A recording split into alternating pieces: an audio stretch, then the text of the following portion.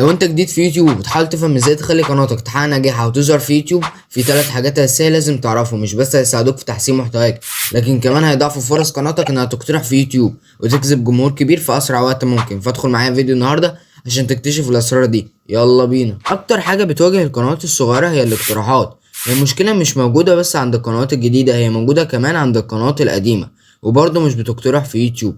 طب ايه هي الاسباب اللي تخلي قناه ما تقترحش في يوتيوب؟ وهي الاسباب اللي تخلي قناه تقترح في يوتيوب بعد اول فيديو او اتنين؟ ده اللي هنعرفه دلوقتي. خليني قبل ما ابدا اقول لكم على سر الفيديو هيكون ازاي. اول حاجه هقول لكم ايه هي الاسباب اللي تخلي قناه ما تقترحش في يوتيوب، بعد كده هقول لكم ايه هي الاسباب اللي تخلي قناه تقترح في يوتيوب بعد اول فيديو او اتنين، وهننهي ب3 اسرار اللي كشفها المدير التنفيذي ليوتيوب لنجاح القنوات الصغيره. طب ايه هي الاسباب اللي تخلي قناه ما تقترحش في يوتيوب؟ واحد، محتواك. ممكن يكون محتواك مش مناسب زي المحتوى العنيف او العنصري، وكمان لما يكون فيه إساءة لأشخاص تانيين أو انتهاك لحقوق الطبع والنشر. كمان المحتوى ممكن يتسبب في عدم ظهور قناتك لو العناوين والوصف والكلمات المفتاحية التاجز اللي بتستخدمهم مش واضحة أو مش دقيقة، أو لو المحتوى غير متوافق مع اهتمامات وتفضيلات الجمهور على يوتيوب. زي مثلا إيه؟ إنك تعمل محتوى عن تحقيق شروط الفيسبوك أو أي منصة تانية، إلا في حالة واحدة، إن يكون محتواك عن تحقيق الشروط أو الربح من الإنترنت. ده يفرق. وكمان لو انت بتعمل محتوى مش فيه بحث عليه، يعني محتوى ميت. اتنين، اسم القناة. ازاي يعني لو اسم القناة بتاعتك مش مميز او شبه اسماء قنوات تانية كتير، يبقى صعب على المشاهدين يلاقوه في نتائج البحث، لانه هيكون ما بين مئات القنوات بنفس الاسم. يعني مثلا لو المحتوى عن الطبخ واسم القناة تعلم الطبخ، ده اسم مش مميز وموجود كتير في يوتيوب. او لو ما استخدمتش الكلمات الرئيسية المرتبطة بالمحتوى بتاعك في اسم القناة، ده هيقلل من فرص ظهور قناتك في البحث. 3، الأسماء الطويلة أو المعقدة. ده برضو تبع اسم القناة. الأسماء الطويلة أو المعقدة ممكن تبقى صعبة التذكر والبحث بالنسبة للمشاهدين. يعني ما تعملش اسم قناتك مثلا 80 حرف. أولا ده بيصعب إن المشاهدين يفتكروك، ثانيا بيصعب عليك أنت إن قناتك مش هتظهر في يوتيوب. ليه؟ لأن يوتيوب بيبقى عاوز القنوات اللي هتخلي الناس تقعد وقت أطول في يوتيوب، وانت قناتك صعب او مستحيل حد يكتب اسم قناتك او كلمة من اسم قناتك في البحث، فطبيعي ان يوتيوب ما يظهرش قناتك. واخيرا، لو اسم القناة مخالف لسياسات يوتيوب وبيحتوي على كلمات ممنوعة او غير ملائمة، ممكن تتعرض للحجب او تقليل الظهور في اليوتيوب. دول كانوا اهم 3 اسباب يخلوا قناتك ما تظهرش في يوتيوب. طب ايه هي بقى الاسباب اللي تخلي قناة تقترح في يوتيوب بعد اول فيديو او اتنين؟ هي كل حاجة قلتها في الأسباب اللي تخليك ما تظهرش في يوتيوب عكسها بيتسبب في ظهور القنوات التانية حتى هي لو عملت فيديو واحد بس.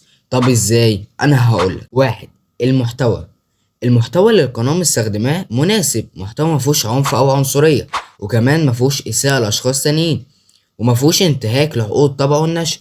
وكمان المحتوى اللي مستخدماه القناة العناوين والوصف والكلمات المفتاحية التاجز بتاعته واضحة ودقيقة، وكمان محتوى متوافق مع اهتمامات وتفضيلات الجمهور على يوتيوب، زي مثلا محتوى عن تحقيق شروط اليوتيوب أو تحديثات يوتيوب أو إنشاء محتوى يوتيوب، وكمان مطلوب في يوتيوب يعني دايما شغال. والقنوات دي بتكون مركزة مع الفيديو اللي مطلوب في وقت معين بس، يعني يجيب لها مشاهدات في الوقت ده. 2، اسم القناة. يعني اسم القناة مميز ومش شبه أسماء قنوات تانية، هيبقى سهل على المشاهدين يلاقوه في نتائج البحث. هما لو دوروا على كلمة بس من اسم القناة بتاعته هيلاقوه، لأن مفيش قنوات تانية شبه اسمه.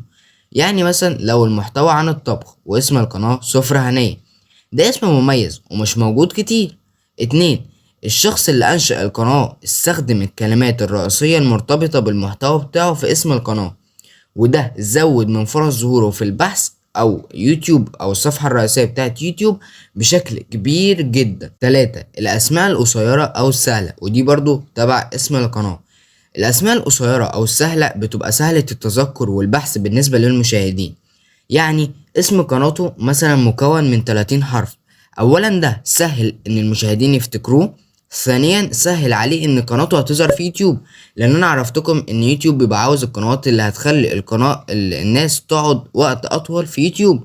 هو اسم قناته سهلة وممكن اي حد يكتب اسم قناته في البحث، فطبيعي ان يوتيوب يظهر قناته بشكل كبير، لان اسم قناته كمان سهل الحفظ، يعني الناس سهلة ان هي تحفظه. واخيرا لو اسم القناة مطابق لسياسات يوتيوب وما بيحتويش على كلمات ممنوعة أو غير ملائمة، ده سبب في ظهور قناته برضه. ودول التلات حاجات لو عملتهم صح قناتك هتظهر إجباري في يوتيوب، ودولت برضه اللي بيعتمد عليهم القنوات الجديدة الناجحة. آخر حاجة وهي التلات أسرار اللي كشفها المدير التنفيذي ليوتيوب لنجاح القنوات الصغيرة. أولا هو مش المدير التنفيذي ليوتيوب نفسه، هو المدير التنفيذي لخوارزميات اليوتيوب. أول حاجة قالها إن الخوارزميات مش بتبقى عارفاك في الأول، فهي بتقترحك ولكن لناس غلط، مش اللي انت عايز انك تقترح ليهم لان انت جديد. طب ازاي تخليها تظهرك في بدايتك للناس الصح؟ هو قال انك لازم تهتم بثلاث حاجات. ايه هما بقى؟ واحد، تحسين الكلمات المفتاحية اللي موجودة في الوصف وكلمات المفتاحية للفيديو اللي هو صندوق الكلمات المفتاحية، لازم يكونوا الناس بتبحث عنهم في محتواك، فانت في الوقت ده لازم تستخدم الكلمات الرائجة في محتواك عشان يظهر للناس الصح. اتنين، قال ان الخوارزميات بتهتم بتاريخ المشاهدة، فانت كقناة جديدة هدفك هيكون الدخول لتاريخ المشاهدة لأي مشاهد على يوتيوب اللي هو الهيستوري بتاعته.